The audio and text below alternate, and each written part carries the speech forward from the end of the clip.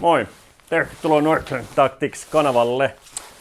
Tällä videolla ajattelin esitellä nopeasti meidän 25-26 vuoden Naamio Kerroksen kuorivaate. En tiedä, voisin keksiä siihen fiksummat sanat, mutta en nyt ala nauhoittaa tätä enää uudestaan. Naamio Kerroksen vaatetuksen. Tässä videolla on hyvä info, jos sä oot ostanut nämä, niin tiedät miten näitä käyttää tai mitä juttuja löytyy. Tai jos harkitset vielä ostavasi, niin kerron sulle silti, että mitä kaikkea nämä on syönyt. Aloitetaan takista. Takissa on iso korkea kaulus, koska sinne sisään piiloutuu huppu. Katsokaa. Tämä tässä on takki. Näin. Jos haluat hupun piiloon, niin rullaat sen ja sujautat tänne, kuulkaas, tällä viisiin. Vetämättä kangasta väliin. Nypläät sen tonne. Näin. Sulla on huppu täysin piilossa. Mennään eteenpäin. Kainaloissa hyvät ilmastointiaukot, koska tää pitää kosteuden ulkona, niin se pitää myös jonkin verran kosteutta sisällä. Ilmanvaihto on ihan hyvä olla. Takissa on aika hevillä velcro-tarkalla varustettu vetoketjun suojaläppä. Ja siellä on merkki Arpo-merkille. Meillä on myös muuten valkomustia Arpo-merkkejä myynnissä. Noin. Vetoketju sieltä alta kiinni. Pysyy hyvin. Sitten täällä helmassa on vielä erillinen kiristys, jotta sä saat siitä itsellesi tyköistuvan. Takin pituus on laskettu sillain, että sitä on helppo käyttää, vaikka sulla olisi vyö käytössä, velcro-vyö. Se ei tule jäämään sinne velcrojen väliin, vaan heität sen vyön päälle, takin päälle ja sitten taistelulivisen päälle. Niin hyvä tulee. Ei sitä sen enempää. Sitten housut.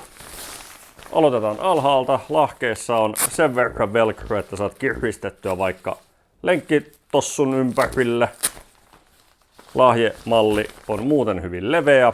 Takkikin on siis väliä, sinne mahtuu toppatakkia väliin. Tänne mahtuu vaikka toppahousua alle. Ja pystyy pukemaan kengät jalassa, koska lahkeessa on 50-senttinen vyö, minkä jälkeen kengän sujauttaminen tuosta aukosta. En tiedä miten näkyy, mutta on suhteellisen helppoa.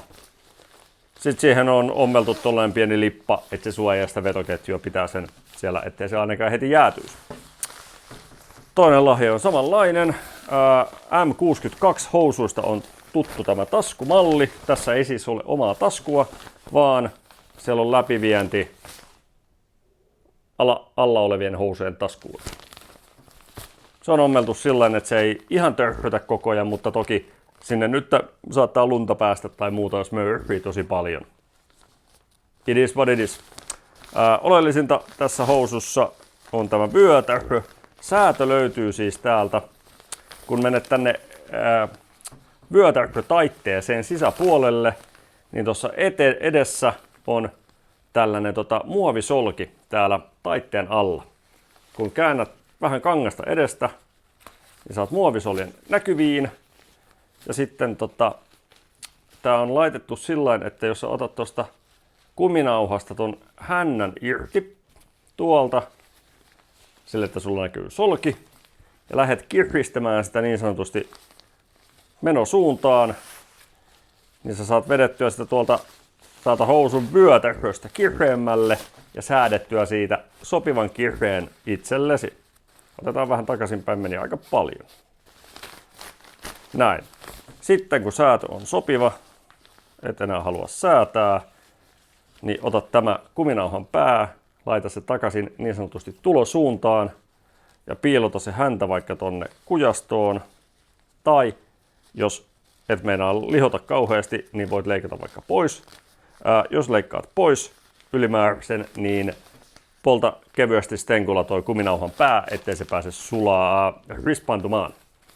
Sitten kun se häntä on siellä sopivasti taiteltuna, niin piilotat vaan ton muovisoljen takas tonne kujaan. vedät housua jalkaan ja häviät maastoon. Siinä lyhykäisyydessään keskeiset ominaisuudet ja käyttöohjeet tämän videon muodossa. Jos sulla on tällaiset, ei muuta kuin onnea kovaan ajoon. Jos ei vielä oo, niin käy kaupassa tutustumassa.